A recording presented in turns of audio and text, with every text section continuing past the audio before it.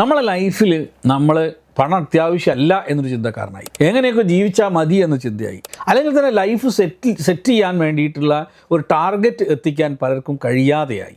വേദചിന്ത നമ്മൾ മറന്നു. അപ്പോഴാണ് ശരിക്കും നമുക്ക് നമ്മളെ രാജ്യത്ത് ദാരിദ്ര്യം ഉണ്ടായത്. അപ്പോൾ അതിനർത്ഥം യൂറോപ്യൻ ക്ലോസറ്റ് വേദങ്ങളുടെ കാലഘട്ടത്ത് ഉണ്ടായിരുന്നു എന്നല്ല. അതൊക്കെ അതിൻ്റെ പണം ഉണ്ടായതിന് ശേഷം ഉണ്ടായ തുടർച്ചയായ ഒരു ക്രമത്തിൽ നിന്ന് വികസിച്ചു വന്നതാണ്. ഒരു വഴിയിലൂടെ മാത്രമല്ല ധനം ഉണ്ടാക്കേണ്ടത്, അതിന് ബുദ്ധി, സർഗാത്മകത, ഓർമ്മശക്തി, കൺസിസ്റ്റൻസി ഒക്കെ ഉണ്ടാവണം. സർഗാത്മകത ഉപയോഗിക്കാതെ, ഓർമ്മശക്തി ഇല്ലാതെ എങ്ങനെയാണ് ധനം ഉണ്ടാവുക? ധനം ഉണ്ടാവണമെങ്കിൽ തീർച്ചയായും നമുക്കെന്ത് വേണം? നമുക്ക് നല്ല ബുദ്ധി വേണം. അതുകൊണ്ടാണ് വേദങ്ങൾ പഠിക്കുന്ന സമയത്ത് മേധാസൂക്തം പഠിക്കുകയും ബുദ്ധി വർദ്ധിപ്പിക്കാനും പറയുന്നത്. സർഗാത്മകത വേണം. സർഗാത്മകത ഉപാസനയിൽ നിന്നാണ് ഉണ്ടാകുന്നത്. ഉപാസനയിലൂടെ സർഗാത്മകത വരും. അതുപോലെ തന്നെയാണ് ഓർമ്മശക്തി. ഈ ഓർമ്മശക്തി എന്ന് പറയുന്നത്, നമുക്ക് മെമ്മറി പവർ ഉണ്ടല്ലോ. മെമ്മറി പവർ എങ്ങനെയാണ് ഉണ്ടാവുക?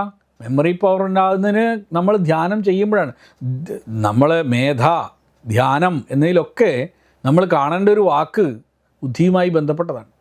അപ്പോൾ ബുദ്ധി, സർഗാത്മകത, ഓർമ്മശക്തി എന്നിവ ഉണ്ടായാൽ മാത്രമേ നമുക്ക് ധനമുണ്ടാക്കാൻ പറ്റൂ.